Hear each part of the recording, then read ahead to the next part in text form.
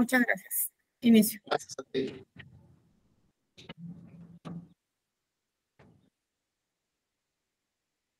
Listo, muy buenas tardes, tengan un gusto saludarlos.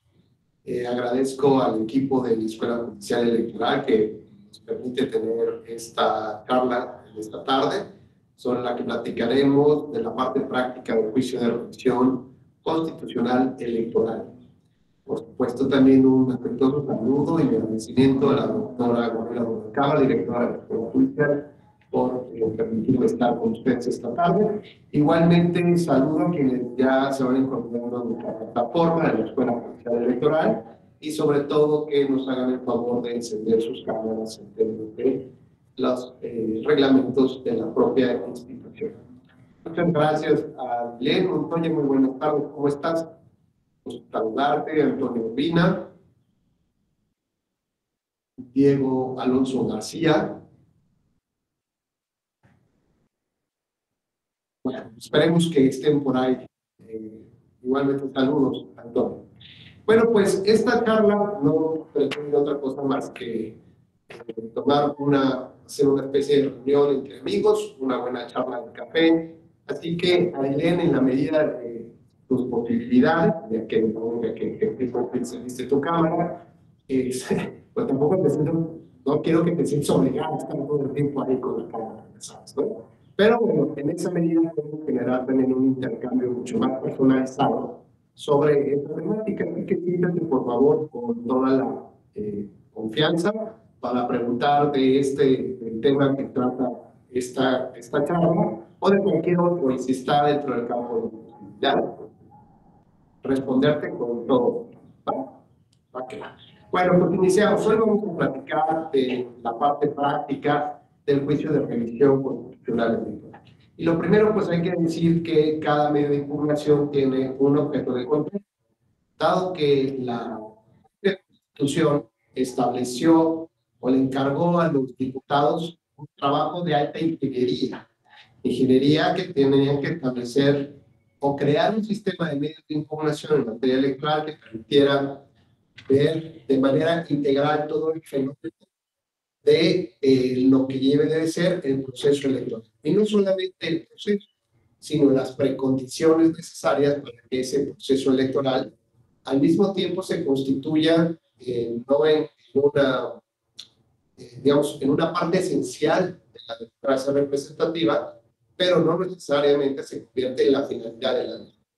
Lo que sí es medio y fin al mismo tiempo es la democracia representativa.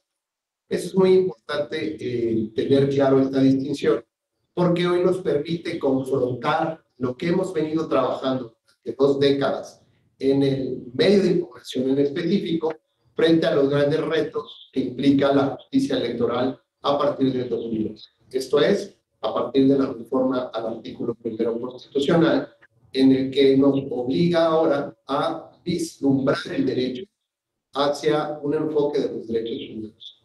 Y no solamente eso, sino el propio artículo 1 nos establece la obligación de jueces y magistrados y de cualquier otra autoridad, por ejemplo, ministerios públicos, jueces de control, etcétera, que nos den la posibilidad justamente de revisar todos los elementos que son necesarios para poder llevar a cabo cierto tipo de control. Así que bueno, partiendo de esta idea de que la Constitución le encargó a los diputados un trabajo de alta ingeniería, los diputados tuvieron que crear un sistema de información y que revisar de manera integral todos los trabajos y resoluciones de las autoridades. Pero, y bien es cierto que estos medios de información, a través de 20 años, que prácticamente el Tribunal Electoral se incorpora al Poder Judicial de la Federación desde 1996. Lo cierto es que, digamos, hemos tenido que ir aprendiendo en el día a día, ¿no? Sometiendo a un análisis, a un examen.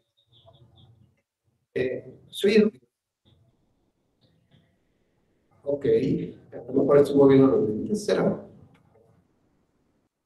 Me dicen si continúa eso. Gracias.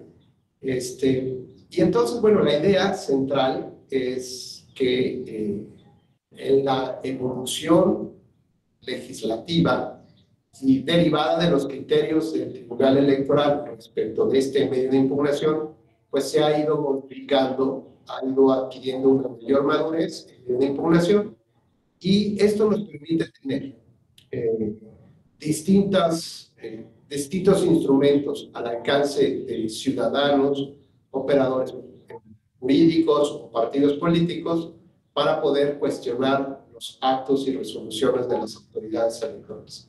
Pero el gran reto no solamente ha sido este, sino que el gran reto ha sido que ha movido, digamos, o sea, ha generado distintos enfoques de procesos electorales. ¿Y esto qué implica? Bueno, implica que en ocasiones hemos tenido que sustantivizar algunos conceptos de la legislación procesal para convertirlos en los derechos de, así como en algún gran revuelo que el Tribunal Electoral estuviera muy atento a temas que involucraban justicia internacionalista. Y recuerdo que en ese entonces, el magistrado de la presidencia que logra unanimidad, que una sentencia del tribunal logra unanimidad en los partidos políticos. Yo, muy iluso, supuse que estaba muy contento con la resolución, y la verdad es que no, al contrario, todos estaban muy bien con esta resolución. Profesor, disculpe. Sí, adelante, Milena. Al menos en mi audio se escucha un poco con ruido, no sé si le pasa a los demás.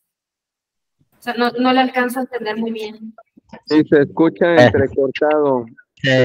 Hay mucha distorsión. Estamos teniendo problemas con el internet, pero ya lo estamos checando. Permítanos un segundo. Ok. Gracias. Bueno, esperamos unos minutitos. Adilén,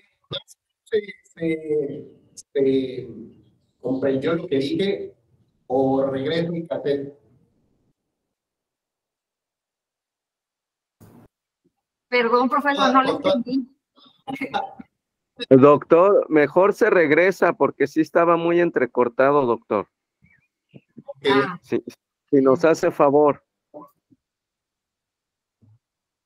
Sí, bueno, en cuanto nada más les pediría que me ponen aquí el dedo hacia arriba, significa que me están escuchando bien, ¿no? Que se está entendiendo, en lo que terminan de resolver el tema de la conectividad a Internet. Bueno, buenas tardes, Carlos, Eusebio, qué bueno que ya se incorporaron, Claudia Chávez también, gracias por estar aquí en la plataforma. Y bueno, decíamos que hablar del juicio de revisión constitucional electoral implicaba entender que desde la Constitución se estableció una obligación a los diputados para que construyeran como buenos ingenieros un sistema de medios de impugnación que permitiera poder revisar todos los actos y resoluciones de las autoridades electorales. Uno de estos medios fue la revisión constitucional electoral, dado que ya existían, previo a su existencia, existían medios de impugnación en los que se permitía cuestionar lo relacionado con un proceso federal, con las elecciones federales. Y lo que concernía a las elecciones locales, estas estaban solamente destinadas a ser conocidas por los tribunales electorales locales. Esto es una sola instancia. A nivel constitucional, se establece como una garantía de acceso a la justicia por la posibilidad de que las resoluciones no solamente sean conocidas por un tribunal, sino que además existe una revisión, una segunda instancia, ¿no? Y nos habla que lo que ya estaría prohibido es pues la tercera o cuarta instancia, porque esto implicaría retrasar la declaración de justicia. Así que, por un lado, es un derecho tener un recurso efectivo que pueda revisar las resoluciones de primera instancia, como son las que resuelven o las que toman los tribunales electorales de las entidades federativas. Así que, si se fijan bien en el diseño de ingeniería constitucional de medios de impugnación, pues había bastantes huecos, ¿no? Es como si hubiéramos pedido que unos ingenieros y arquitectos construyeran un edificio. Bueno, pues el edificio tenía muchos defectos todavía y que solamente hasta que fuéramos a vivir a este inmueble nos empezáramos a dar cuenta de lo que estaba funcionando mal, de lo que no existía y que debería haber estado. ¿Por qué no se hizo así? Bueno, puede haber varias razones. La primera, porque no alcanzó a estos ingenieros a ver el problema de mayor fondo. Segundo, puede ser que le hayan encargado este trabajo una empresa subcontratada de abogados o de politólogos que ya traían este trabajo y simplemente los diputados lo presentaron sin tener mucha claridad de lo que estaba sucediendo. Y tercero, puede ser que la evolución de la sociedad en términos de los procesos electorales haya empezado a exigir otro tipo de condiciones que en su momento pues era imposible prever sobre su existencia, ¿no? Y esto evidentemente en el ánimo de una evolución hacia la justicia electoral. Bueno, pues este mecanismo de protección, de la revisión, de la constitucionalidad de los actos de las autoridades, de las entidades federativas, decíamos, estaba sujeto a un control de mera legalidad. Esto es, a pesar de que el nombre nos invoca el análisis de su constitucionalidad, pues lo cierto es que la jurisprudencia del propio Tribunal Electoral y de la Suprema Corte de Justicia de la Nación, como si fuera muy piramidal, decía que tenía el control, el monopolio del ejercicio del análisis de la constitucionalidad era la Suprema Corte. Tan es así que cuestionaba que el Tribunal Electoral pudiera ejercer estas atribuciones de control de constitucionalidad. Tan es así que en una época, por ahí de entre el año 2001 al 2005, estaban vigentes 4 jurisprudencias de la Corte que ataron de manos al tribunal para el efecto de que pudiera conocer o llevar a cabo este control de constitucionalidad. Bueno, pues este ejercicio piramidal también llevó a impactar a los tribunales locales, al decirles que también estaban pues impedidos para poder llevar a cabo el control que solamente ejercía la Suprema Corte de Justicia. Y pues de refilón, todavía, tanto los criterios del Tribunal Electoral de aquella época como los de los tribunales electorales locales se referían a los institutos electorales como autoridades de mera legalidad. Es decir, no tenían la madurez, la capacidad, la competencia o la regulación necesaria en la ley para poder llevar a cabo análisis de constitucionalidad. Esto es, parecía que nadie más podía ejercer esto, que era como un trabajo de altísima tecnicismos profesionales, de muy a detalle, que solo pocos, tan solo 11 personas en el país estuvieran capacitados para desarrollar. Bueno, pues es evidente que, como quiera que sea, fuimos avanzando en los criterios hacia la justicia electoral hasta que se rompió, digamos, este paradigma del monopolio y el control de la constitucionalidad de los actos y, digamos, incluso este absurdo, ¿no? Que desde el propio nombre del juicio de revisión constitucional no lo pudieran ejercer justamente ni las salas regionales ni la propia sala superior. A ese absurdo incluso llegamos con lo que, desde mi perspectiva, fueron unos 4 años muy complejos, muy oscuros y de mucho daño justamente al desarrollo de la justicia electoral, provocado desde el más alto órgano de justicia de nuestro país. sí que podemos ver que o no se comprendía bien las cosas o no había una dirección muy clara de hacia dónde debería marchar la justicia electoral en ese. Este medio de impugnación, la revisión constitucional electoral, entonces surge para dar respuesta a este sistema integral de revisión de los años. Porque si ya existía la revisión de los procesos federales, pues faltaba esta segunda instancia que pudiera resolver lo que estaba pasando en los tribunales electorales locales. De esta manera, tomando en consideración un análisis de contexto, nos imaginemos que en aquellas épocas quienes designaron los tramos electorales, pues eran los congresos locales.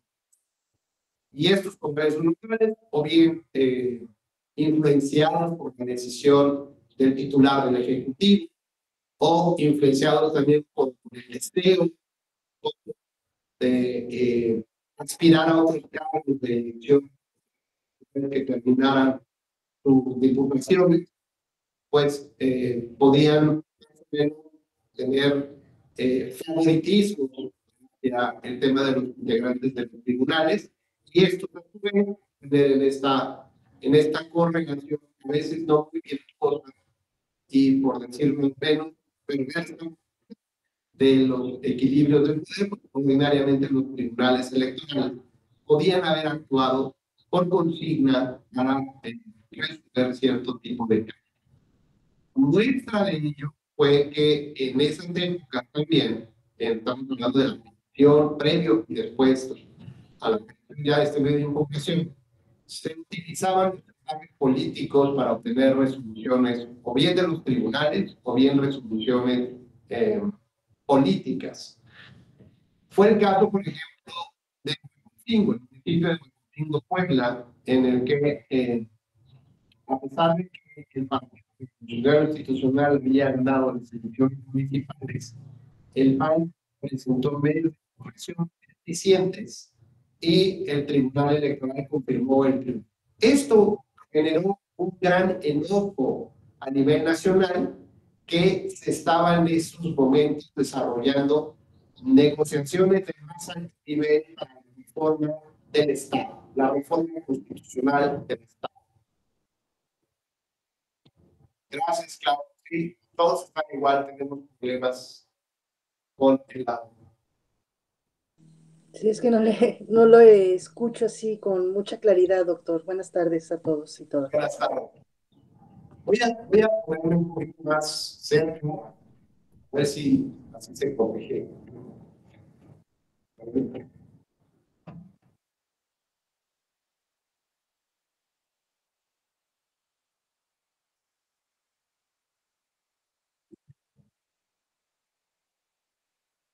A ver, si estoy por acá, ¿se escuchará mejor? ¿Se escucha mejor por aquí? ¿Más o menos? Sí, doctor, parece que mejora. Ok, bueno, estoy más cerquita aquí de la pantalla. Muy bien. Bueno, pues, ¿hasta dónde más o menos te entendió, Clau? En partes, doctor. A ver si en ese momento que sigue usted exponiendo, ya le tomo el hilo. el hilo. Bien, Gracias. bueno, lo que quiero, gracias, no, al contrario, gracias por avisarme.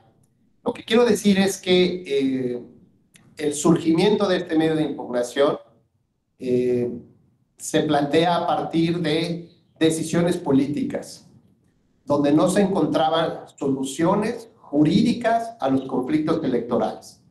Y decía yo que uno de los antecedentes principales de este medio de impugnación consistió en la elección municipal en Huejotzingo, Puebla, donde el PRI había ganado la elección, el PAN impugnó la misma de manera deficiente y el tribunal local confirmó los resultados electorales. Hasta ahí pareciera que todo iba en orden.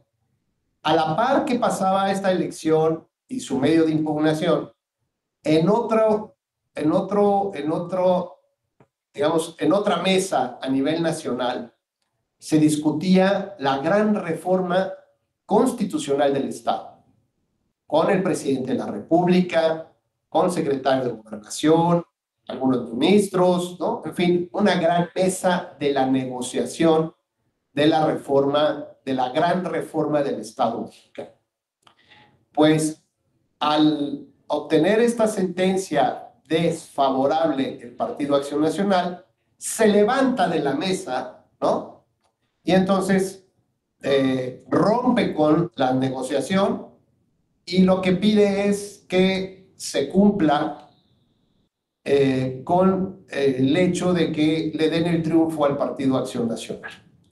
Evidentemente había una resolución definitiva por un tribunal que no podía cambiarse y no existía una segunda instancia que revocara. Así que esa sentencia ya era definitiva e inaplicable. El triunfo estaba dado al PRI. Sin embargo, la negociación política de más alto nivel, por otro lado, permitió que no llegara el PRI a la presidencia municipal y que se tomara un acuerdo político de una concertación. Ese era el nombre que se le daba en esa época. Una concertación donde más allá de lo jurídico operaba lo político y la conveniencia de los partidos políticos. Así que en una clara violación a el acceso a la justicia, a la separación de poderes, se imponían las decisiones políticas y el tribunal local, en su caso, debió haber aplicado todos los recursos, todos los medios, toda su fuerza para que se impusiera esa decisión, ¿no? Que se estableciera la decisión y no simplemente decir, bueno, si no la quieren acatar, que nadie la acate. La verdad que es un poco de pena, pero así sucedían en esas épocas. Ahora bien, dirán, ¿por qué era tan importante Huejotzingo para que el PAN nacional se levantara de esta mesa de negociaciones? Pues traían un proyecto, existía un proyecto en ese entonces que se llamaba el Plan Puebla-Panamá. Y lo que se buscaba es crear un corredor industrial y comercial desde Puebla hasta Panamá.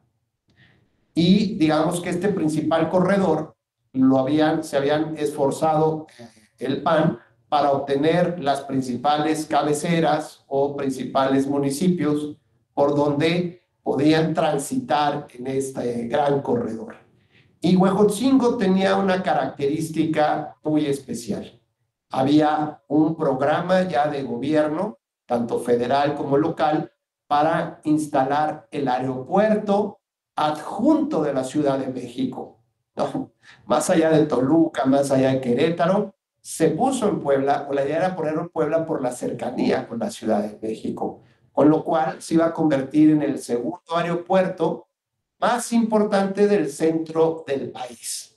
Entonces vemos ahora la relevancia económica, la relevancia política que tenía ese municipio para poder entender cómo un pequeño municipio, a los ojos de la ciudadanía que no representaba más que las particularidades propias de ese municipio como cualquier otro, permitía que a nivel nacional se rompieran los pactos y las negociaciones de la reforma estructural del Estado mexicano.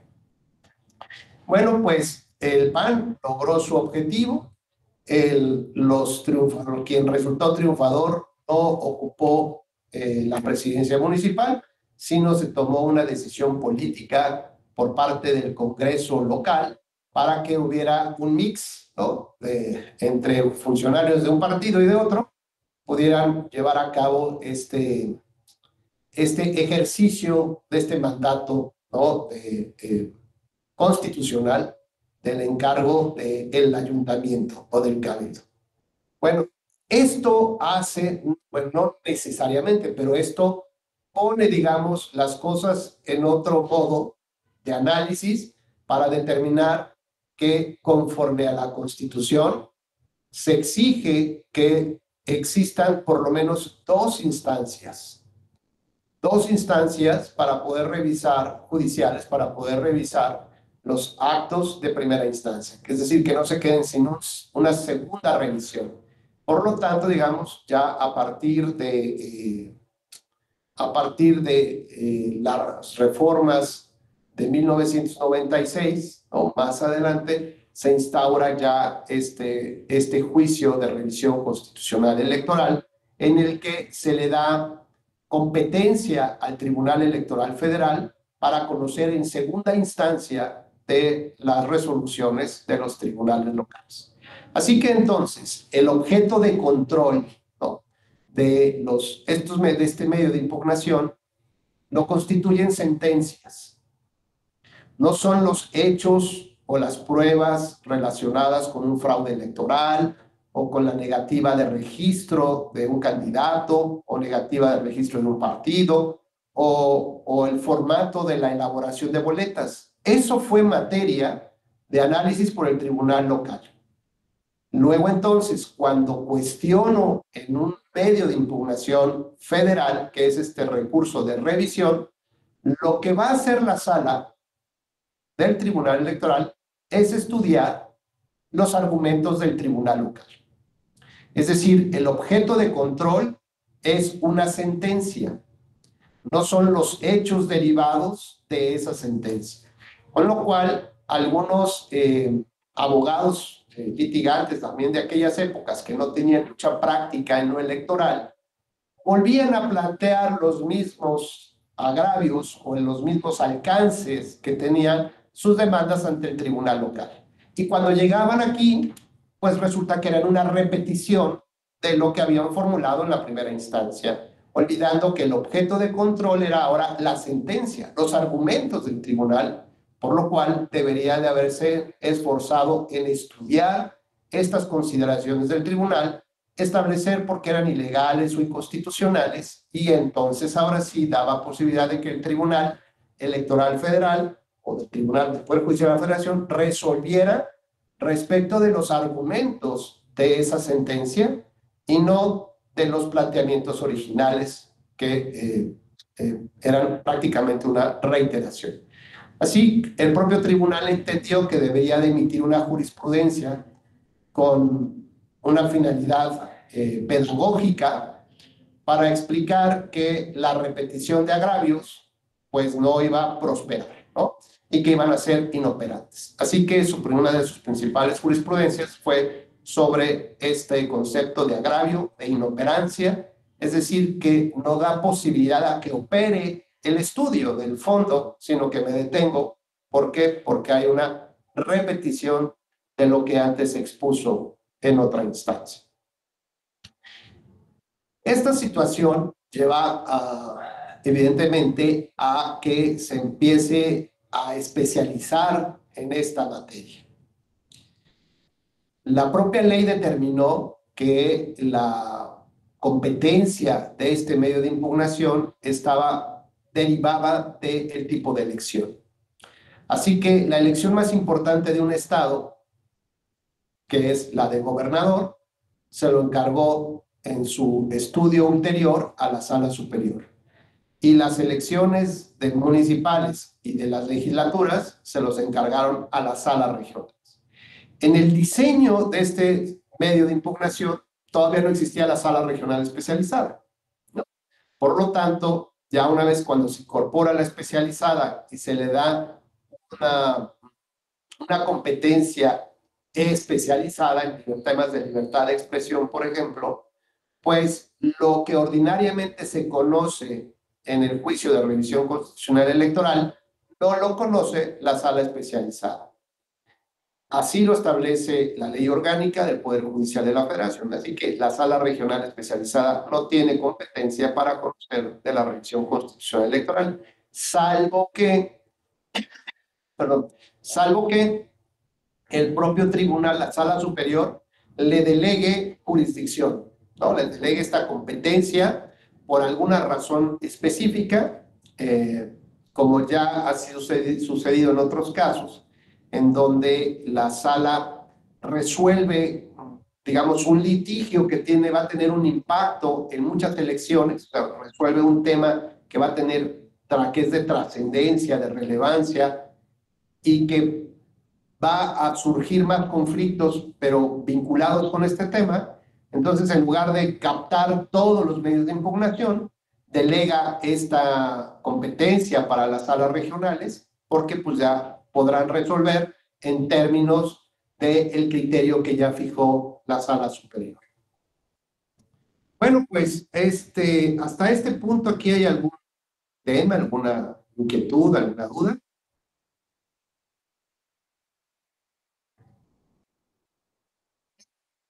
Perfecto, entonces avanzamos. Entonces ya vimos que el objeto de control es la revisión de las resoluciones definitivas e inatacables de las autoridades jurisdiccionales locales que inciden en los procesos respectivos de gobernador, de legisladores y de presidentes municipales.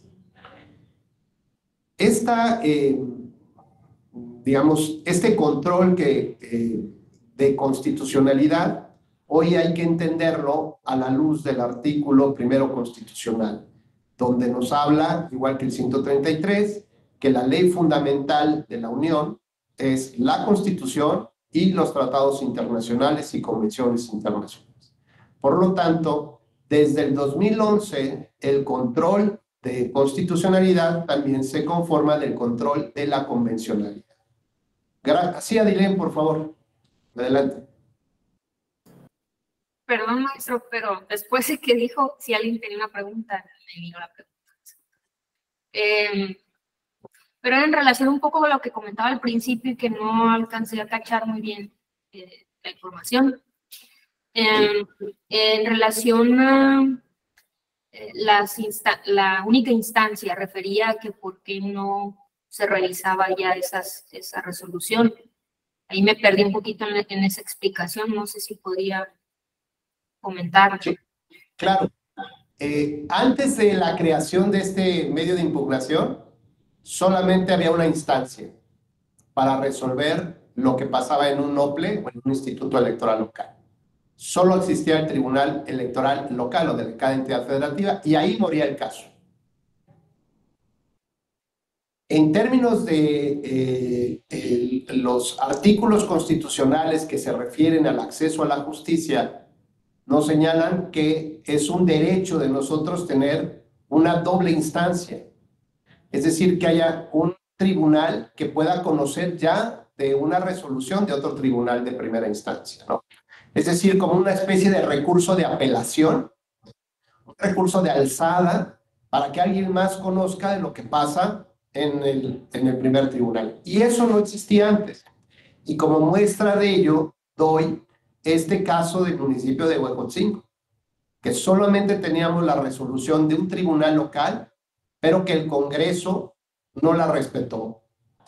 Que los partidos políticos nacionales tampoco la respetaron y tomaron la voluntad de los electores, ¿no? La decisión de los electores la tomaron a partir de una decisión política de lo que les convenía a ellos.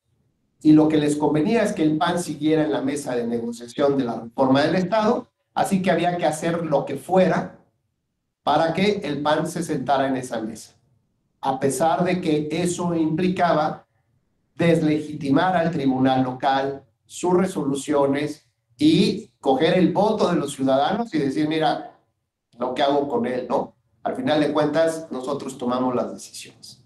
Entonces, por eso, digamos, este caso de Huejotzingo, si bien no es el que derivado de él se toman las decisiones para construir este medio de impugnación, lo cierto es que ponen advertencia. ¿Qué pasa si no seguimos con esta idea de una segunda instancia, ¿no? Pues que en cualquier momento, pues la decisión política se iba a imponer sobre las decisiones de los tribunales locales. Que además, si tomamos en cuenta que las designaciones de los magistrados se realizaba por los diputados locales, pues tampoco implicaba una garantía de que fueran a tomar las mejores decisiones, que fueran a nombrar a los más capacitados, mucho, sino que probablemente iban a ser, se les iba a sugerir qué personas eran las adecuadas en términos de quién gobernaba ese estado en ese momento. Entonces decíamos que con la creación ya de este medio de impugnación, tenemos la garantía de una segunda instancia. Y como tal cual, esta segunda instancia lo que conoce del asunto no es por segunda ocasión, ¿no? Como decir, bueno, voy a una segunda opinión médica. O sea, lo que voy a analizar es si la opinión médica que me dieron en primera instancia es la correcta y la adecuada en términos de lo que aparece en ese dictamen médico, ¿no? No es una segunda consulta, no es una segunda opinión. Entonces decía yo que el objeto de control de este medio de impugnación, o sea, lo que va a revisar, lo que va a atender son los argumentos del tribunal local, no los hechos que tomó en consideración el tribunal local para tomar su determinación, sino la determinación en estricto sentido. Un poco, digamos, lo que luego pasa en la casa, en las familias. El hijo le pide permiso al papá y el papá dice, sí, no tengo bronca, ¿no? Tú ve a la fiesta y se acabó. Pero luego llega a oídos de la mamá o el papá dice, no, no vas a ninguna fiesta porque estás castigado por esta razón, ¿no? Entonces va a la segunda instancia, que es como la Suprema Corte, va la mamá, y entonces la mamá no revisa los hechos originales, sino revisa la actuación del papá. Y le dice, oye, tengo que hablar contigo, y me parece que tu determinación no tiene ningún fundamento, que estás muy molesto y no tomas en cuenta que es el fin de curso y que ya no vas a, ya no van a saber, ya tu hijo ya no va a ver a sus amigos, ¿no? Y no le va a cambiar.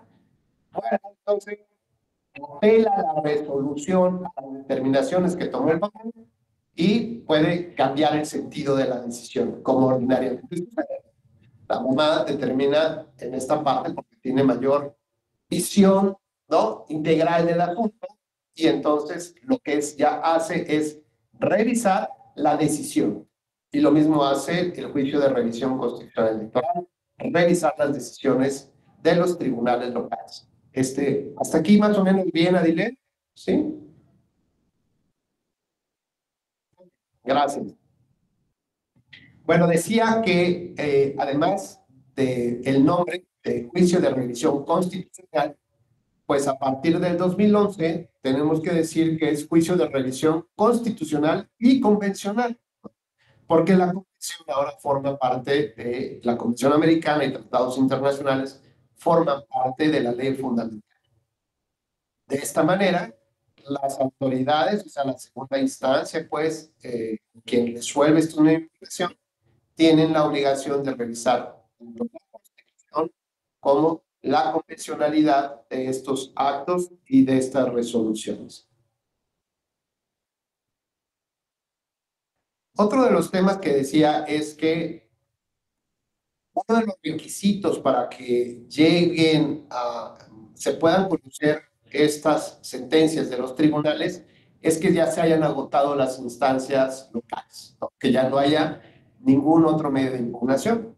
Pudiera ser, por ejemplo, Adilén, que una legislación local previera un recurso, por ejemplo, de apelación, y entonces tendrías que agotar la primera instancia ante el tribunal, luego el recurso de apelación ante una sala electoral, por ejemplo, del Tribunal Superior de Justicia, y esa segunda resolución entonces ya será la que sea materia de impugnación a través del medio de impugnación de este juicio de revisión constitucional electoral.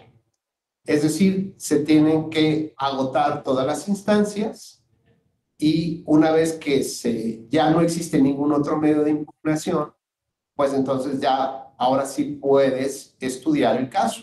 Dado que si existiera, como fue en alguna época que había una doble instancia local, podrían emitirse sentencias definitivas que pudieran ser contrarias, pero que al mismo tiempo los que las emiten son competentes para ello y en el ámbito de cada uno tienen definitividad y certeza. Si la sentencia que se emitió en un recurso de apelación local, en una segunda instancia local, nadie la impugna, sino lo que se impugnó fue la sentencia de primera instancia en la vía federal, y esta se resuelve, pues va a quedar viva la del Tribunal Superior de Justicia y la de la Sala Regional. con la posibilidad de tener sentencias contradictorias que deben de acatarse porque fueron emitidas por autoridades competentes y se encuentran vigentes de pleno derecho. Así que la definitividad y la firmeza van de la mano, dado que no puede existir ningún otro medio impugnativo como de oficio para aclarar esta situación. Esto es muy importante, dado que este medio de impugnación, según la jurisprudencia 62 del año 2000, considera que el juicio de revisión constitucional, conocido como JRC, es un medio de impugnación excepcional y extraordinario.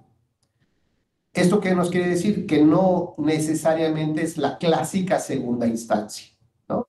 Sino que además debe de tener sus propias particularidades para que puedas llegar a él. Si fuera una segunda instancia, todos los asuntos podrían llegar a ese nivel. Pero como este es un juicio extraordinario y especial, tienen que cumplirse ciertas características. La primera es que ya se haya resuelto en definitiva por las instancias locales. La segunda es que tenga una característica de relevancia la impugnación. ¿Esto qué quiere decir? Que solamente van a conocerse los casos en donde la violación que cometió el Tribunal Electoral puede tener una trascendencia en el resultado de las elecciones o en el desarrollo de los procesos electorales. ¿Esto qué significa, Carlos? Pues que no todos los asuntos van a llegar a la revisión constitucional, sino solamente aquellos verdaderamente extraordinarios y en los cuales yo demuestre que si elimino esa violación, voy a cambiar el resultado de la elección o va a tener un desarrollo diferente el proceso electoral. Por ejemplo, Adilén, imaginemos un partido político que pierde su registro o que no le dan su registro a una organización como partido político local. ¿Esto afectará el desarrollo del proceso electoral? Por supuesto. Si quitas o pones a un nuevo participante, seguramente tendrá una afectación. No podemos dimensionar cuánto, pero lo que sí sabemos es que si quitas a un integrante, pues la contienda va a ser totalmente diferente, con o sin, simplemente porque la expectativa o hay un escenario, aunque sea muy remoto, pero que se puede ganar una elección. Si participas, pues es para ganar la elección. Podría darse el caso que eso sucediera, que ganara la elección. Por ejemplo, nadie pensaba que Macron fuera a ganar la elección. En su caso se pensaba que en ese entonces el presidente de Francia iba a ganar la elección, la contienda, incluso hasta la contienda interna, ¿no? Y la perdió. ¿Por qué? Porque en esa época también se dio un fenómeno mundial en el que los ciudadanos reprobaban el establishment, esto es, el status quo de los principales partidos, es decir, lo tradicional, ¿no? Lo clásico, y la gente estaba cansada de eso, quería algo disruptivo. Bueno, pues esto se presentó como un fenómeno mundial. Por lo tanto, la negativa de otorgar el registro a un partido político local, por supuesto que debe ser conocida en un juicio de revisión constitucional electoral porque acredito ese elemento de la determinancia, de la relevancia y la trascendencia que puede tener ese caso. ¿Qué otro asunto podríamos señalar que tiene un impacto en el desarrollo del proceso electoral? Por ejemplo, las boletas electorales. En alguna época había un candidato que era más conocido por su apodo que por su nombre. No sé si luego así tienen ustedes amigos como a la secundaria y tal. Dije, ¿cómo se llamaba? No sé, era este cuate, como le decíamos. ¿Por qué? Porque nadie sabía su nombre. Yo me acuerdo todavía, como anécdotas se los platico, que en alguna ocasión me encontré en el avión a un compañero desde la primaria. Digo, nunca fuimos en un salón, pero toda la vida estuvimos en la misma escuela, hasta la secundaria. Y me dice, oye, ¿qué crees? Se murió este cuate, ¿no? Su nombre. Yo, ¿se te acuerdas del libro? No, muy bien. Me dice, pues tiene estas características, ¿no?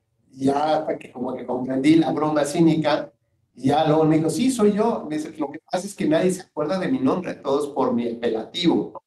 Bueno, pues así hay gente que la identificamos más por otras características que por su nombre, ¿no? Y si ponen a Rubén Becerra con la boleta electoral, pues a lo mejor nadie lo conoce.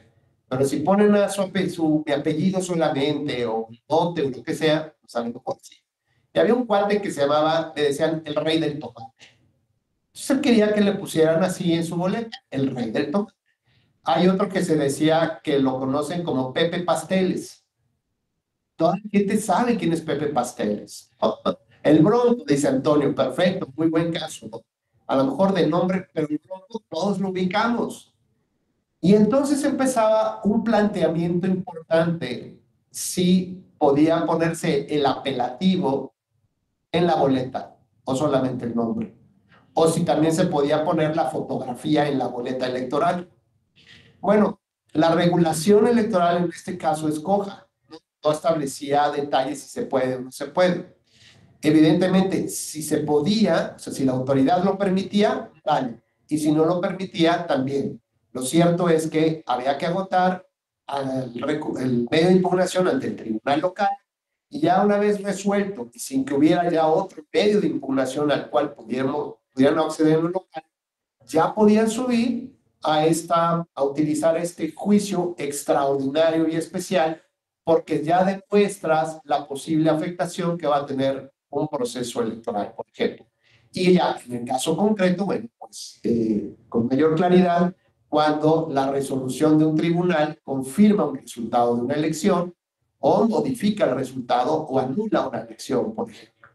Entonces ahí es como que mucho más claro con el tema de los números, el de las casillas anulables o anuladas, ya es como que más fácil lograr demostrar la relevancia que tiene un cambio de la decisión, por ejemplo.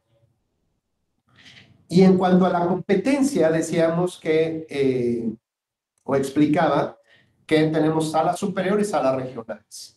Cada sala regional ejerce competencia territorial en el país. Por ejemplo, cuando me tocó a mí ser magistrado en la sala regional de Monterrey, la competencia territorial que tenía la sala era sobre 8 estados de la República, desde Querétaro, Aguascalientes, digamos toda la zona del Bajío, y en la parte noreste, Tamaulipas, Coahuila y Nuevo León, ¿no? Y de ahí hacia acá. Entonces, esta competencia territorial ya te da luces que las elecciones locales de estos 8 estados, bueno, van a ser conocidas en este juicio de revisión por la sala regional que ejerce competencia territorial sobre estos estados. ¿Y cuáles serían entonces los tipos de elecciones? Que ordinariamente tenemos 3, la de gobernador, la de diputados y de alcaldes. Bueno, pues la más importante, por su propia trascendencia, el legislador determinó que fuera la sala superior quien conociera de esas impugnaciones. Y lo que corresponde a las legislaturas y alcaldías, las salas regionales. Bueno, pero sin embargo hay casos que pueden afectar a 2 elecciones. Por ejemplo, el financiamiento público, que le voy a dar al partido político, un partido nuevo, con nuevo registro, o resulta que le dijeron que tiene cualquier cantidad de dinero ahí, X, ¿no? Y considera que es muy poco el dinero que le corresponde, ¿no? Hay una ilegalidad en el acuerdo. Una vez que lo impugnan ante el tribunal local, y suponiendo que ese tribunal diga, no, estuvo bien como te repartieron el dinero, puede acudir justamente, en su caso, Clau, ¿ante qué instancia? ¿Sala regional o sala superior? Si va a impugnar el financiamiento político, su financiamiento para campañas electorales.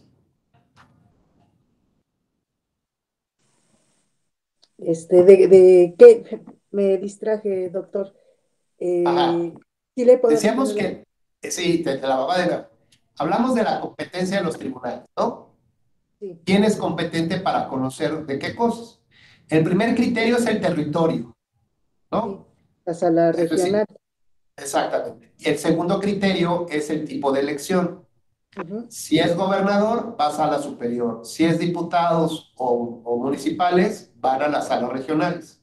ujú. La pregunta que te hago es, cuando se cuestiona el financiamiento público, Cuando un partido local de reciente registro se queja de que lo que le están dando no es lo que le corresponde, agota primero la instancia local, que es un requisito previo. Ya el tribunal resolvió y confirmó el acuerdo de lo que, pero todavía no le resuelven lo que él quiere, ¿no? Y entonces acude a la revisión constitucional electoral. La pregunta, ¿quién es competente para conocerlo? ¿Sala superior o sala regionales?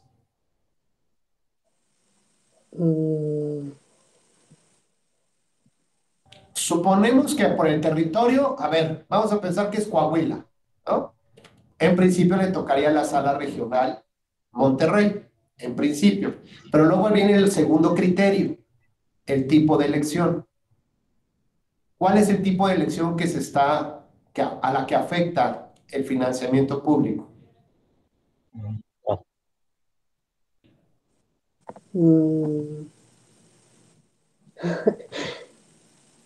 A todas, ¿no? A todas. Suponiendo que se estén celebrando todas las elecciones, ¿no? Digo, Coahuila no tiene, igual creo que fue un mal ejemplo, porque Coahuila tiene elecciones cada año y luego, sí, pero vamos a poner un estado donde tienes las tres elecciones, ¿no? Gobernador, diputados y ayuntamientos. Como ese financiamiento, bien señala Adilén, afecta pues a todos tus candidatos para las tres elecciones, la sala superior sería la competente para conocer de. ¿Por qué? Pues bueno, porque además de que está involucrado en la elección de gobernador, no podría escindirse, es decir, separarse la impugnación para que una parte la conozca la sala superior y otra la conozca en las salas regionales. Porque de hacerlo así, entonces podrías tener dos sentencias que pudieran ser contradictorias y válidas al mismo tiempo. Entonces, aquí lo que hablamos es de la unidad de la causa. Las cuestiones que están relacionadas con ese tema, aunque no necesariamente ya sean competencia de la sala superior, pues por este principio de jerarquía, lo jala la sala superior. Entonces, estos temas, por ejemplo, de boletas, donde no se sabe, no hay claridades para saber a qué elección se impacta, cuando hay esta duda, quien conoce es la sala superior. Cuando no se puede separar la causa, porque podría haber contradicción de sentencias, lo conoce la sala superior. Ahora, si sí hay posibilidad de separar, si queda claro que lo que resuelva la sala superior y lo que resuelva las salas regionales serían para temas completamente distintos, bueno, pues con bisturí, ¿no? Metemos cuchillo, separamos las cosas y alguien conoce la sala superior y otros la sala regional. Sí, Adilén, por favor. Gracias. Estaba aquí buscando algún caso y me sale uno, bueno, para consulta, como que sí reconoce, así como señala, ¿no? Que es su competencia, pero en este caso la está delegando. La está delegando en el sentido de razona que como impacta en la entidad y para que las salas regionales conozcan en relación a las entidades que tienen competencia. Es que por eso se la está delegando. No sé si ¿En qué caso? ¿Y sabes de qué materia es? ¿Qué era lo que estaban impugnando? Pues es financiamiento público de partidos políticos en el estado de Jalisco. Ok. Bueno. Pues es nueva, es del 11 de mayo del 23. Lo está reencausando. Pero, a ver, yo voy a ver si tiene proceso electoral o algo.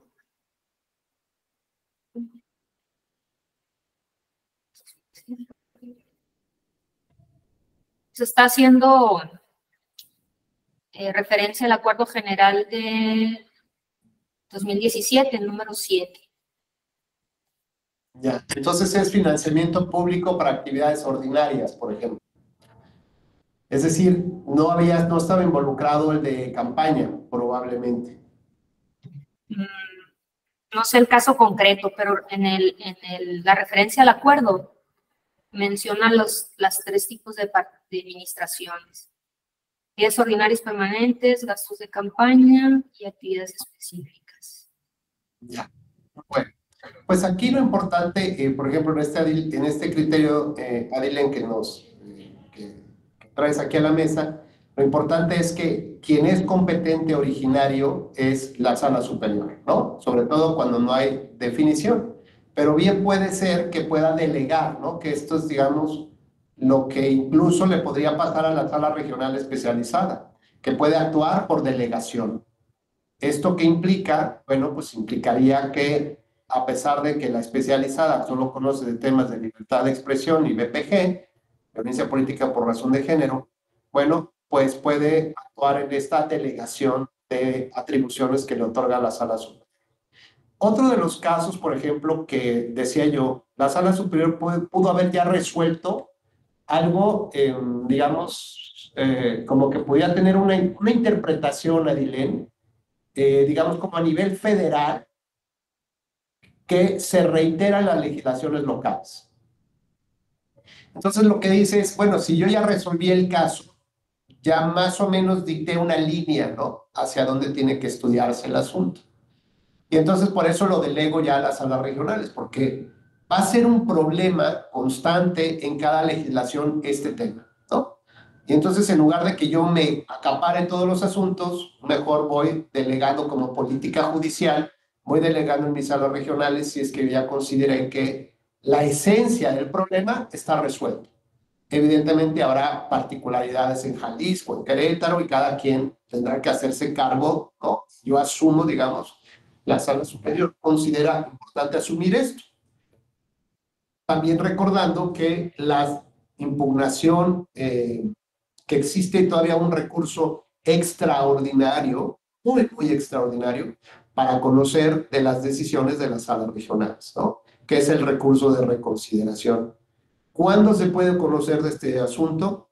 Bueno, cuando subsista en la materia impugnativa desde lo local y ahora lo federal, una cuestión de inconstitucionalidad. Es decir, que el tribunal local o la sala regional haya inaplicado un artículo por considerar que es inconstitucional. O bien, a pesar de que se le solicitó, o no lo estudió, fue omisa en el estudio, o lo consideró constitucional. Y todavía mantenemos, digamos, esta postura de inconstitucionalidad. ¿Qué otro tema? Por ejemplo, cuando se da un error evidente en la parte procesal. Por ejemplo, una prueba que no fue admitida y que consideramos que es relevante para el estudio del caso. Una prueba extraordinaria. Y bueno, pues esto, si no se estudió, si el tribunal no admitió la prueba y eso fue ilegal, y el agravio ante sala regional fue que ese tribunal no admitió la prueba, pero guardó silencio por algún olvido, ¿no? La sala regional.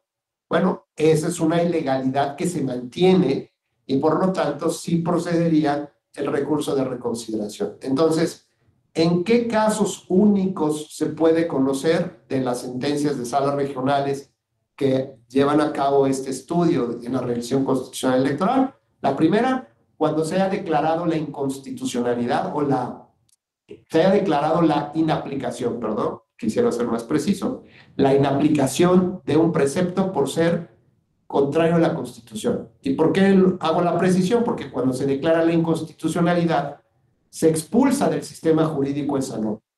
Y cuando decimos la inaplicación, solamente no funciona para el caso concreto, pero sigue dentro del propio sistema esa norma, a pesar de que ya se realizó.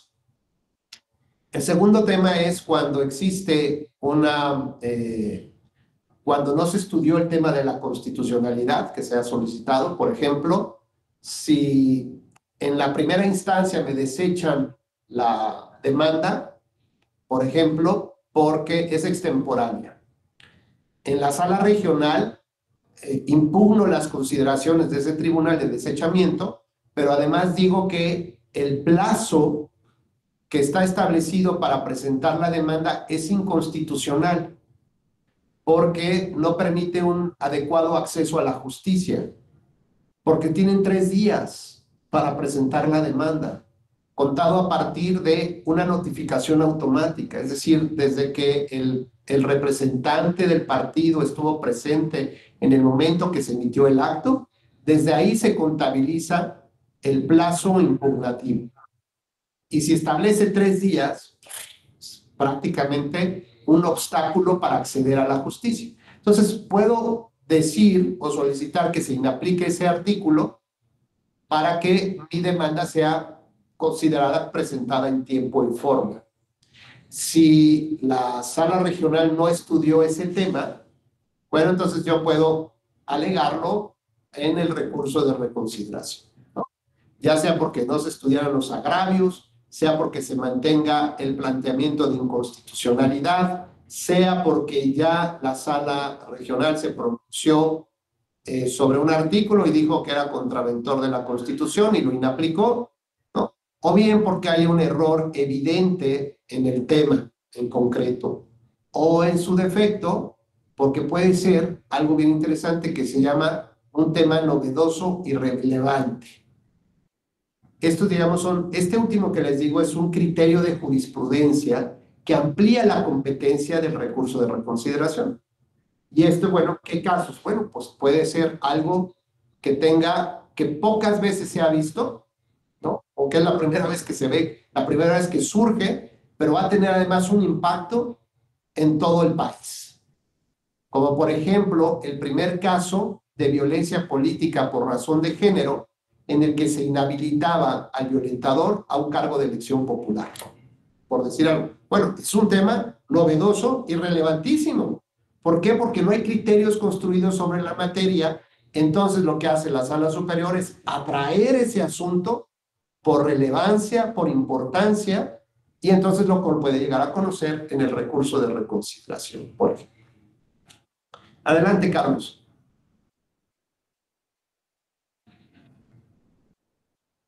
Creo que se desconectó. Bueno, esperamos a ver si se vuelve a conectar.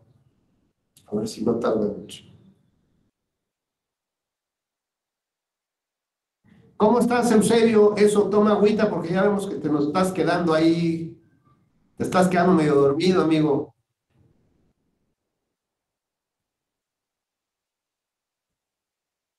No, ¿No? dígame, maestro. Aquí estamos, pues, padeciendo las calores ¿Dónde del estás, istmo. Eusebio? Cuéntanos. Ahorita ya me encuentro en mi centro de trabajo, ¿En qué estado estás? ¿En qué ciudad? acá en el istmo de Tehuantepec, Oaxaca. ¿Y qué tal calorcito? ¿Está sabroso? Ah, claro, está muy bueno ahorita. ¿Sí? ¿En cuánto están? ¿Cuánto Andamos andará el entre kilo? 35 y 38. Ah, no, bueno, pues sí. Estás aguantando de manera estoica. ¿Dónde? Estás aguantando como de manera estoica, o sea, todo con mucha fortaleza. Ah, todo lo que puedo dar. Lo agradezco, en serio. Sé que es difícil con ese calorzazo, pero Sí, sí, qué sí. bueno que estás, qué bueno que sigues con nosotros.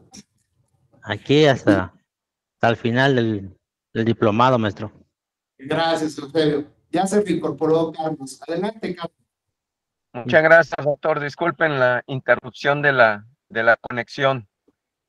Espero se Lo único escuche que bien. vemos es que vas en el auto y te pedimos la máxima precaución, por favor, mucho cuidado. Sí, me detuve, doctor. Estoy Gracias. parado. Gracias. Tenías tú la mano alzada. ¿Tienes algún tema aquí? Doctor, en relación al ejemplo del supuesto de un partido político local de nueva creación que va a participar en su primer proceso,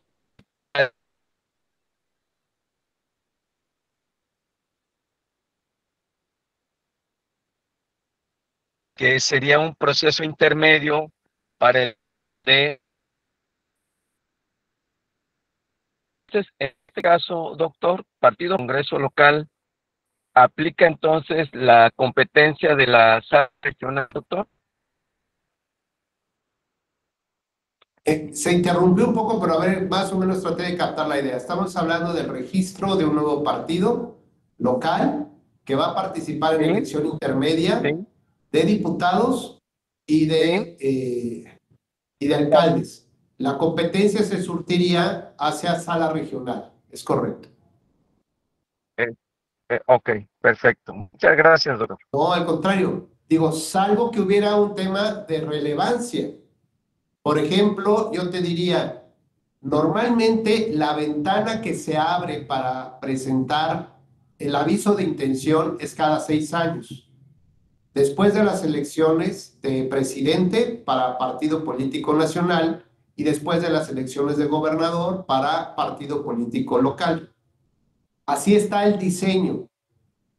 ¿Por qué? La verdad es que todavía no lo comprendo. Digo, entiendo que en las cuestiones prácticas se pudiera acomodar algún tema. Por ejemplo, esto que dice Carlos. La idea de que un partido político de reciente registro no pueda coaligarse con otros partidos, pues implica que el Estado quiere que demuestre su verdadera representatividad en la sociedad, ¿no? Y por lo tanto debe de mantener un porcentaje de votación para además tener financiamiento público y todas las prerrogativas, ¿no? Está muy bien. El asunto es que, por ejemplo, para la elección de 2010, terminando la elección de 2018, en enero 2019, cuando se abre la ventanilla de recepción de avisos de intención, dice, bueno, pues lo que vas a tener a partir de este momento y hasta casi 2 años y medio para que puedas tú organizar a tu partido político, obtengas el registro y puedas participar justo en elecciones intermedias. Es mejor que participes ahí que en una elección presidencial que requiere un mayor trabajo de organización y mayores recursos. Digamos, por esa parte lo puedo medio entender, ¿no? Pero ¿por qué me van a sujetar a mí a eso? O sea, dudar de mis capacidades y de mis habilidades. Yo supondría que si presento mi solicitud de registro, mi aviso de intención y me lo niegan de un partido político local, o sea, yo lo puedo presentar antes de la elección de gobernador, no después de la elección, me lo van a negar. Y entonces podría yo alegar la inconstitucionalidad de esa norma, que solamente me abre la ventana cada 6 años. Ese tema en particular, Carlos, me parece que es de especial relevancia, tal vez de trascendencia, si es que, bueno, para mí, ¿no? No sé, para los magistrados de la sala superior. Pero si tengo un buen planteamiento ahí, a lo mejor dirían, esto es de relevancia, es inédito y claro que va a impactar a todo el país. ¿Por qué? Pues porque va a haber otras organizaciones que desde mañana ya van a tratar de presentar estos avisos de intención y van a complicarle al Instituto Nacional Electoral poder estar en sus asambleas cuando tengan que atender las elecciones, ¿no? Por ejemplo. Y esto entonces diría, bueno, podríamos justificar esta parte de no distraer al INE en sus funciones centrales. Pero lo cierto es que esto también es algo central. Entonces, ¿por qué tengo que esperarme a que pase la elección de gobernador hasta el año siguiente? Pues, ¿por qué no la puedo hacer desde ya, no? O sea, ya pasó la elección de gobernador, pues puedo presentar ya mi aviso de intención. ¿O por qué no lo puedo hacer después de las elecciones intermedias? Es decir, faltan análisis del examen de razonabilidad y de test de proporcionalidad. Digo, puedo entender cuestiones prácticas o pragmáticas, pero no jurídicas, y que afectan el derecho humano de asociación, de organización y de participación política. Ese, por ejemplo, podría ser un caso que a pesar que hay intermedias y va a participar ahí, pero pudiera ser que afecte, ¿no?, al contexto nacional de los partidos políticos locales, por ejemplo. No sé qué opinas, Carlos, al respecto. Sí, fíjate que en otra clase comentábamos por qué la ventana de oportunidad para crear nuevos partidos es cada 6 años. Si tenemos procesos electorales cada 3 años, la pregunta es, ¿por qué no se abre esa ventana cada 3 años? Proceso intermedio, proceso general, federal, y esto para ser más congruentes con el derecho de asociación, porque la verdad no se define que podemos asociarnos por periodos de tiempo. O sea, todos los mexicanos tienen derecho a asociarse cada 6 años. Pues no, no es así, ¿no, doctor? En cualquier momento tenemos el derecho a ejercer la libre asociación, y creo que en ese sentido, y atendiendo a criterios de practicidad, de razonabilidad, pues me parece que a lo mejor después de cada proceso electoral podría abrirse la ventana para la creación de nuevas organizaciones políticas o de nuevos partidos políticos, doctor. Es cuanto. Gracias, doctor. Claro, claro, no, al contrario. Y de hecho, yo hasta también pondría un poco en discusión si el registro de partidos políticos en realidad lo tiene, o sea, la verificación de los requisitos de constitución de partido político recae realmente en el Instituto Nacional Electoral o en los OPLES.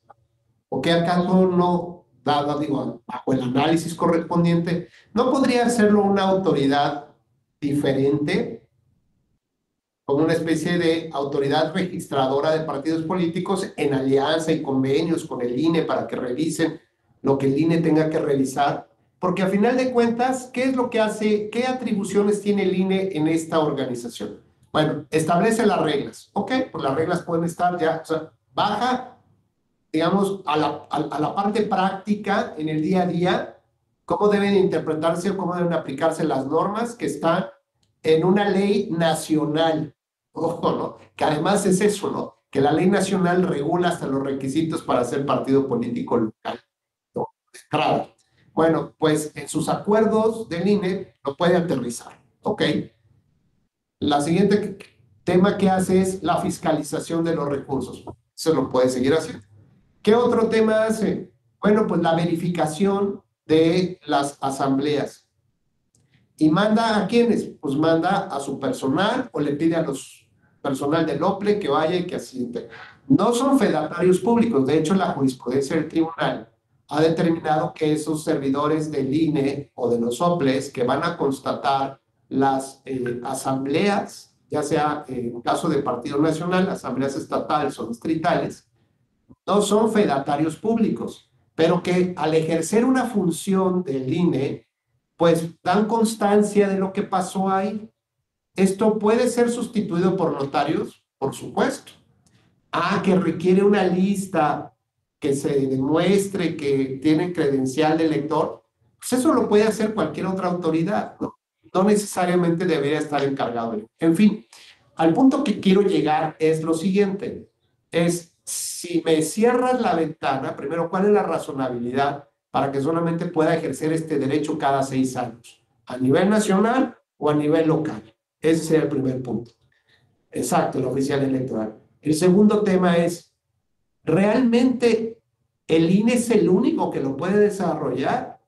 ¿No podría delegar otras cosas para que podamos justamente avanzar nosotros en este camino?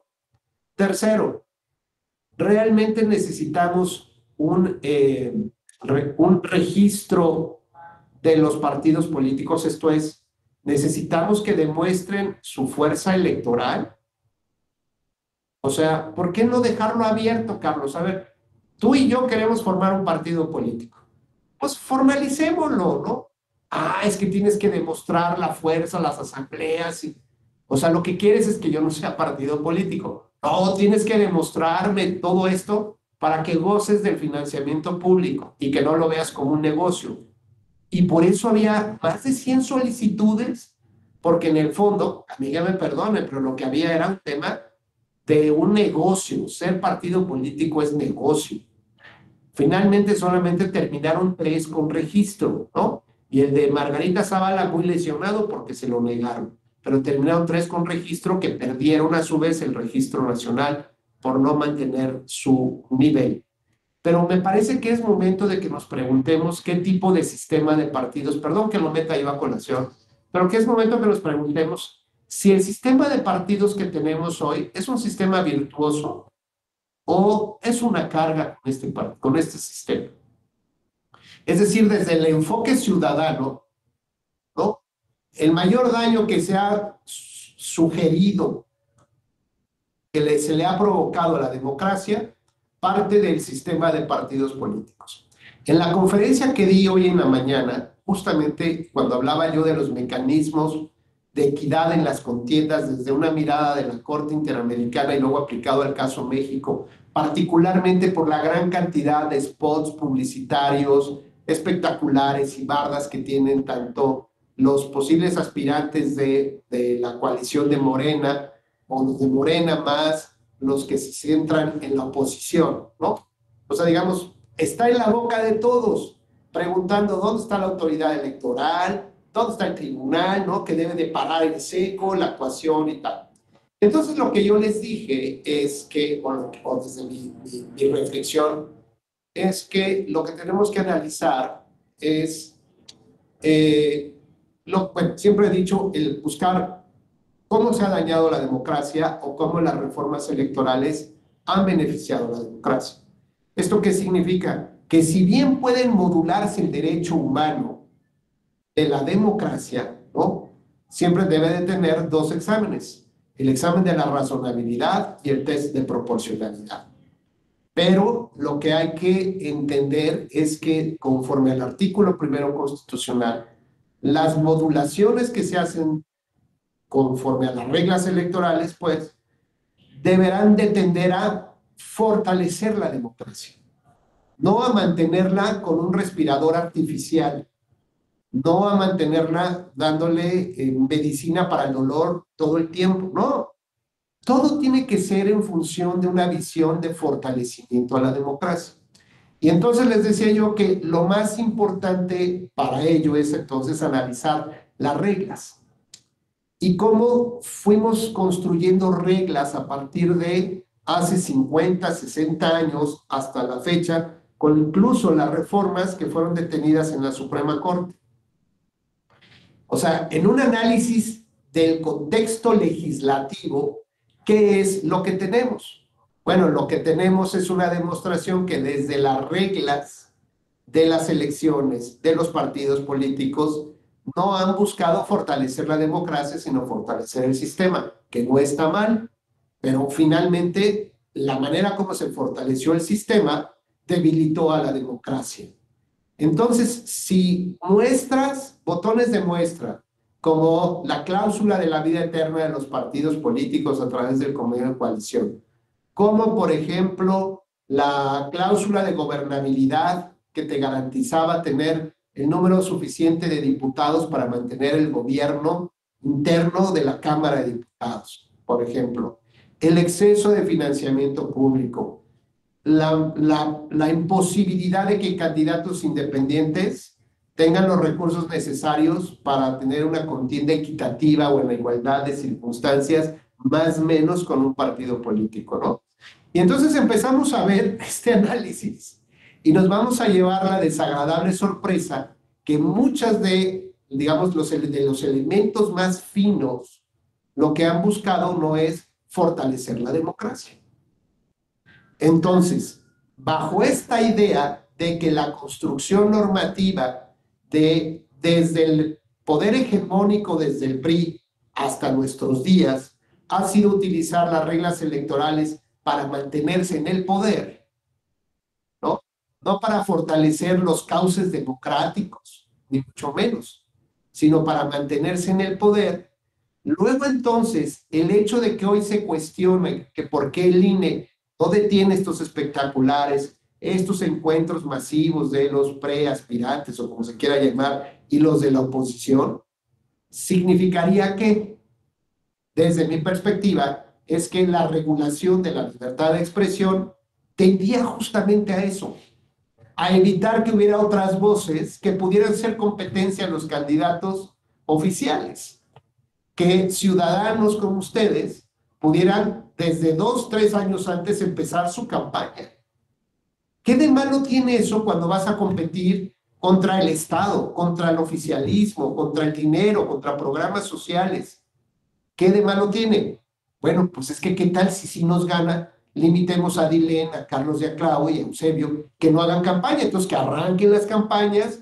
Oye, pero resulta que tú tienes los medios de comunicación a tu disposición todos los días o los recursos, tienes todo, ¿no? Hablas y formas olas, haces ecos. Y yo que quiero ser un ciudadano, que quiero participar como candidato independiente, por ejemplo, no puedo empezar al mismo tiempo que tú, porque ni tengo la estructura partidista, ni nada de esto. Y si el tribunal ya consideró el desequilibrio que existe en competencia a tal grado que el principio constitucional de prevalencia del financiamiento público sobre el privado ya dijo que eso no aplica para los candidatos. Porque en la lógica, imaginen, me ponen 10 pesos de tope de gastos de campaña. Me dicen que el financiamiento público es mayor que el privado. Y de financiamiento público me dan 3 pesos. ¿Esto qué significa? Que a lo más que puedo llegar yo de financiamiento privado es 2 pesos. Es decir, tengo 5 y el tope son 10. O sea, es un rompimiento brutal del principio de equidad, eje central del derecho humano a la democracia representativa previsto en la Convención Americana. Ahora bien, si ya llegamos a ese extremo, ¿por qué tengo que decir que debo de tratar igual, no solo igual a los iguales, sino igual hasta los desiguales? Obvio que no. Tienes que permitirme a mí, que soy un ciudadano que busco esta candidatura independiente, arrancar mi campaña, o sea, 5 años antes, para poder tener condiciones similares cuando llegue el momento de mi competencia. Entonces, lo que yo digo es que en las reglas, o sea, digamos, mi premisa es, las reglas están dadas para contener el poder, para controlar el poder y no abrir el poder. Luego, entonces, si las reglas que nos fueron dadas hoy en día sirven para eso, entonces es por eso que cuestionamos que están rompiendo las reglas. Pero si la regla de nacimiento está mal, pues evidentemente hay que romper la regla. La regla es la que está mal. No puedes limitar la libertad de expresión. Ojo, eso no significa que no tengas una mayor fiscalización de dientes durísimos para que, pues, que utilice recursos públicos para su campaña personalizada, cosa que está muy mal, por ejemplo, desde mi óptica, que se utilicen recursos públicos o que el partido los financie para esos temas. Pero también el INE tendrá que hacerse cargo, y muy fuerte en la fiscalización, de dónde estás obteniendo tus recursos privados para placearte, para subir y bajar por todos lados. Entonces, lo que a mí me parece que el diseño es el que está mal, porque dado, digamos, esta génesis, ¿no? Las normas están dadas para concentrar el poder, para no soltar el poder, y en este caso era para limitar a quienes, pues a los que no tenían la posibilidad de estar en el gobierno, los que no le pueden hacer frente al sistema de partidos. ¿No? Bueno, pues es hora entonces que tengamos que analizar las reglas, y lo que yo creo es que la libertad de expresión se regula con más libertad de expresión. Y si tú quieres hacer campaña, pues bueno, tendrás que dedicarte a convencer a propios y extraños para que te financien. Con la debida fiscalización, por supuesto, ante el INE, y con las sanciones penales en caso de donde se te cache recursos ilícitos, o con sanciones muy graves, como que se te impida participar si no vas presentando tus informes de campaña, o previo de campaña, o si se demuestra alguna irregularidad en el camino que violente los principios democráticos. Bueno, pues hasta aquí este tema. Y quisiera yo agregar que en cuanto a los temas prácticos de la interposición de los medios de este medio de impugnación, también una característica central que ya dijimos que hay que agotar las instancias previas. Hay una circunstancia particular en la que puedes saltar las instancias. Este salto de instancia lo encontrarán ahí en las sentencias del tribunal como el per salto, ¿no? Se le dio este nombre, pero eso implica el salto de la instancia y atiende a un sentido lógico, humano, de acceso a la justicia. Si los recursos del Estado, o sea, los medios de impugnación, pues, locales tienen un hueco como el que tuvo también a nivel federal la ley de medios, pues es evidente que no tendrías que agotarlo. Si los efectos de las sentencias de ese medio de impugnación no alcanzan el objetivo que se está buscando, ¿por qué? Porque todavía son revisables por alguna cosa, pues bueno, pues es evidente que te puede saltar la instancia. O porque si el tribunal local no te garantiza una resolución en tiempo y forma, derivado de qué? Pues de que tienen un punto, ¿no? Digamos, límite para resolver los tribunales locales. ¿Y ese punto límite cuál era? La toma de posesión del cargo para el cual una persona fue electo o la instalación del orden. La mayoría de las legislaciones locales mantienen, digamos, hasta unos días antes de que esto pase, mantienen la posibilidad de que el tribunal agote hasta el último minuto para resolver, el tribunal local para resolver los medios de impugnación, con lo cual impediría acceder a la jurisdicción federal. Entonces, la regla constitucional que ahora se establece es que cuando se regulen los medios de impugnación locales, se prevea que haya tiempo para llegar a la instancia federal. De lo contrario, pues esa regla es una regla inconstitucional y es una regla inconvencional, y la práctica perversa que muchos magistrados hacen es esa, llevar el caso hasta los últimos tiempos, ¿no? Hasta el límite permisible, para que no les dé tiempo de llegar a la instancia federal y que puedan revisarse sus sentencias, ¿no? Entonces, es parte de todo un sistema, es parte de la integralidad, y para eso también nos sirve el per saltum. Justamente.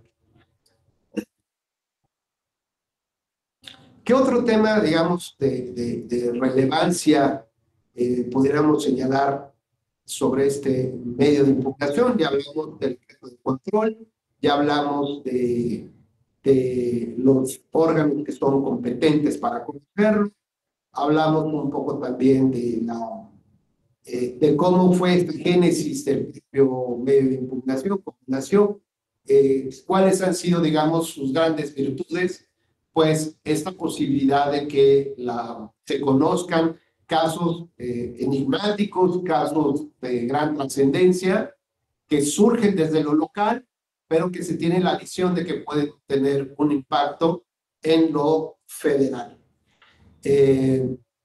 Un tema también creo que es relevante para mencionar es que, a diferencia, por ejemplo, del amparo, en el cual se pueden presentar distintos juicios por violaciones interproceso, es decir, violaciones procesales del medio de impugnación, por ejemplo, la inadmisión de pruebas, se puede presentar un amparo, ¿no? Por poner un amparo. Aquí en el caso de este medio de impugnación, como ya dijimos, que tiene una naturaleza extraordinaria y excepcional, implica que tengo que demostrar la relevancia que tiene el impacto en los resultados electorales o el desarrollo del proceso electoral. Por lo tanto, resoluciones que son incidentales, que no resuelven el fondo, resoluciones que van emitiéndose durante la cadena impugnativa, no son impugnables en este recurso, en este juicio, perdón, sino habría que esperar hasta que se dicte la sentencia, hasta que el acto sea definitivo y firme, para poder alegar violaciones del proceso como la no admisión de una prueba o la no ejecución de tal y cual acto, por ejemplo. Pero también habría que demostrar que estas violaciones intraprocesales afectan la sentencia final, ¿no? El fondo. Así que, bueno, pues evidentemente es una pérdida de tiempo, por lo menos hasta ahorita y en la visión que tenemos, es que se impugnen los distintos actos del procedimiento que se sigue ante un tribunal local, ¿no? Habría que esperarse hasta el dictado de la sentencia final y alegar ya en parte de los agravios justamente esta imposibilidad, ¿no? Por ejemplo. ¿Qué otro tema? ¿Alguno que les interese a ustedes comentar? Ya nos vamos perfilando hacia los últimos 30 minutos de clase. Digo, ya sea de o de cualquier otro tema, ya saben que nos gusta aquí charlar entre amigos. Les voy a leer casos relevantes. Sí, Carlos, adelante, por favor. Muchas gracias, doctor. En cuanto a lo que nos comparte sobre el tema del per saltum, vamos a hablar de un caso hipotético. El medio está ya en la sala regional que corresponda, pero la sala regional aplica, como mencionaste, posible tortuguismo, pero el recurso ya está ahí. ¿Cómo le hacemos para aplicar el per saltum en estos casos, mi estimado doctor? En este caso, para Bueno, sala superior. claro, bueno, yo he intentado. Fíjate, Carlos, que aquí es un tema bien interesante porque evidentemente hablas de una sola institución. Al final de cuentas, es una sola institución, que es el Tribunal Electoral del Poder Judicial de la Federación, que para su ejercicio competencial tiene 5 salas, y para especializada, 6 salas, y luego la sala superior. Pero digamos, tiene una política interna. ¿Qué es lo que sí se puede hacer? Es presentar estas solicitudes de representación por el oportunismo, que bien señalas. Sin embargo, la sala superior en pocas veces, pocas ocasiones, han considerado que ya debe de conocerlo, porque la sala superior debería de conocerlo. Lo ordinario, lo que en la práctica he visto que pasa, es que toman el teléfono y dicen, oye, fíjate que ¿para cuándo te vas a resolver? Digamos, porque también puede ser una medida de presión. Y es que ya tenemos aquí una solicitud de corrección de justicia. ¿Por qué? Pues porque consideran que lo has detenido. Y la verdad es que lo que ha pasado en las salas regionales sí es que les meten ya velocidad para resolver el tema. No sé si eso les moleste o no. Y eso influye, esperemos que no, que influya en la decisión, pero eso es en lo que en la política interna he visto cómo llega a funcionar. Ya si finalmente no hay, digamos, como no hay esta voluntad o se explica las razones por las cuales se está deteniendo el asunto. Por ejemplo, a mí me pasó una ocasión en la que la razón de que se detuviera la sentencia de sala regional radicaba en que estaban esperando que el INE emitiera el dictamen consolidado de revisión de financiamiento público de campañas, ¿no?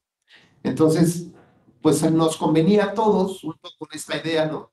De que existieran los elementos en el expediente para poder resolver. Pero llegó el punto que, pues, ni el INE lo sacaba y el tiempo se agotaba para poder llegar a la otra instancia, ¿no? Al recurso de reconsideración. Que aquí también hay un caso bien interesante. Ordinariamente, bueno, les he platicado que hay un problema institucional, o sea, las reglas, no funciona el sistema, o sea, porque no hay sistema y tampoco funciona de manera integral. Hay un hueco, hay un vacío importante para acreditar la nulidad por rebase en los topes de gastos de campaña. Y básicamente, entre otras muchas razones, principalmente porque hay un desfase entre el tiempo que lleva y el procedimiento que lleva el INE para analizar los informes de gastos de campaña y emitir su resolución, y la impugnación que existe desde el tribunal local, luego en la sala regional, y hasta ahí, digamos, es cuando más o menos empiezan a empatarse. Es decir, en la instancia extraordinaria. Ya dijimos que no es una segunda instancia tradicional, es una instancia especial y extraordinaria. Y entonces, cuando se impugna en el tribunal local el rebase a los topes de gastos de campaña, se realiza a partir de meras suposiciones. Yo puedo acreditar, ¿no?, las pintas de bardas, puedo acreditar la utilización de Facebook, ¿no?, lo que yo quiera. Y yo puedo hacer una cuantificación personal de los gastos que debieran estarse incluyendo en el informe. ¿Esto qué significa? Que el tribunal local va a trabajar con suposiciones. Evidentemente no. Tienen que trabajar con las pruebas necesarias. Y uno de los elementos idóneos, ojo, idóneos, es el dictamen que emite el INE. Si yo les dijera, ¿cómo acreditan ustedes su nacionalidad mexicana? Pues me van a decir, pues con el acta de nacimiento. Ok, esto puede ser el documento idóneo, pero no el único para probar que son mexicanos. Puede ser el pasaporte, el credencial del INE, testigos, ¿no? Puede ser una serie de elementos, ¿no? Que no necesariamente acreditan su nacionalidad mexicana, pero que la suma de todos hacen presumiblemente que son mexicanos, ¿no? Como, a ver, cánteme el himno nacional. Bueno, pues está ahí, ¿no?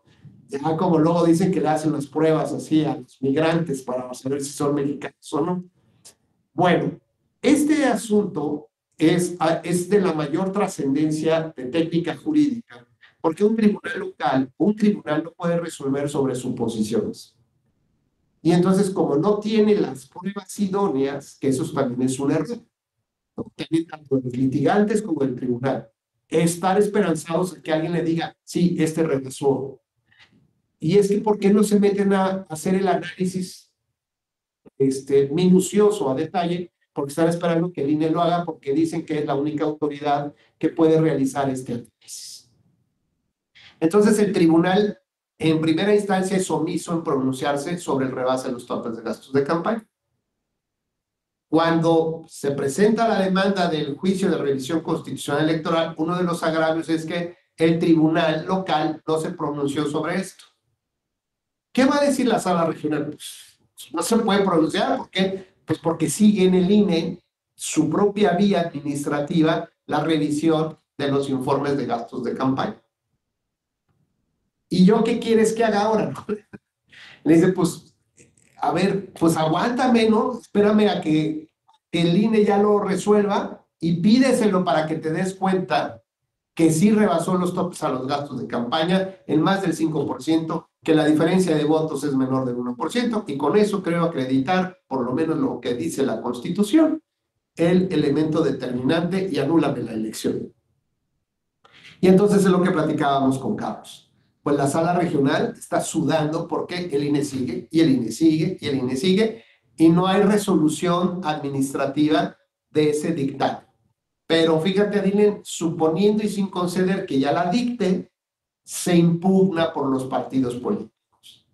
Así que esa impugnación se va a sala superior, que tendrá un tiempo, sus propios tiempos, para decir si el dictamen que emitió el INE está bien o está mal. En caso de que esté mal, se lo regresa para que lo corrijan. Y nuevamente tendrán algunos plazos para que lo vuelvan a subir al Consejo General del INE, que en sesión extraordinaria lo vuelva a aprobar. Y las partes nuevas también van a ser impugnables, hasta que ya de plano quede definitivo y firme. ¿Qué les quiero decir con esto? Y mientras que pasa en la cadena impugnativa, la sala regional se jala los pelos y dice, ya tengo que emitir sentencia, porque la sala regional sí tiene fechas, límites para poder resolver. Y ordinariamente lo que pasa es que resuelve poquitos días antes de que ya tomen posesión los candidatos electos o se instale el Congreso. Con lo cual, acudir a la sala superior en per saltum o alegando esta violación, pues la sala ordinariamente ni acepta el per saltum ni conoce de estas violaciones, porque no vienen dentro del catálogo que les dije de cuáles son los supuestos del recurso de reconsideración. Imaginemos todavía el caso que ni siquiera se impugna el rebase de los topes de gastos de campaña, porque se desconoce. Y resulta que presenté la impugnación ante el tribunal local bajo otros argumentos. Mantengo mi impugnación ante la sala regional especializada porque me resolvieron de manera defectuosa, y la sala regional resuelve. No me da la razón, interpongo un recurso de reconsideración, o bien sale el dictamen del INE y advertimos un nuevo hecho. Este nuevo hecho desconocido por todos es que el candidato rebasó el tope a los gastos de campaña, y conforme a las distintas resoluciones del tribunal local y de las salas regionales, La diferencia de votos, que era de 3%, se redujo a menos del 1%.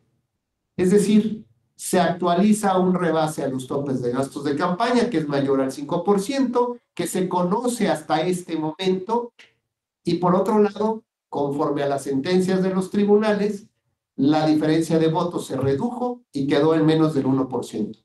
Ambos hechos se están conociendo prácticamente en el mismo momento. ¿Ante quién debería de presentar el medio de impugnación? ¿Ante el tribunal local? Podría ser, pero el tribunal local me va a decir, yo ya no puedo resolver porque ya resolví todos. Ante la sala regional, volverlo a impugnar ahí, me va a decir, ya perdiste tu derecho de impugnación, tu derecho de acceso a la justicia, que se obtiene solamente una vez. Entonces, lo único que me queda es acudir a la sala superior. ¿Y qué medio de impugnación? Pues en el recurso de reconsideración. ¿Y qué me va a resolver esa sala? Lo que ya resolvió. Que este es un recurso verdaderamente extraordinario y que solamente hay un pequeñísimo catálogo de temas por los cuales puede conocer. Tal vez existiría la posibilidad, si yo le dijera que es un asunto inédito, que es un asunto de gran trascendencia, y a lo mejor no pueda entrar por ahí y conocer. Si no lo hace así el tribunal, lo que tenemos es otro hueco en un mal diseño de medios de impugnación que no resuelve de manera integral la constitucionalidad, la convencionalidad de los actos y resoluciones electorales. Y ese hueco no solamente daña el acceso a la justicia, sino daña justamente la democracia representativa. Porque tal pareciera que el diseño institucional está hecho, ¿como para qué? Para que los partidos rebasen los topes de gastos de campaña y no haya en realidad una sanción trascendental como la nulidad de una elección. Pues muy bien, pues hasta aquí esta charla del día de hoy. Espero que les haya agradado este conjunto de reflexiones. Y bueno, si hubiera algún otro tema que quisieran platicar, al contrario, Antonio, gracias a ti, pues estoy aquí a sus órdenes, y si no, desearles que tengan muy buena tarde. Muchas gracias, doctor.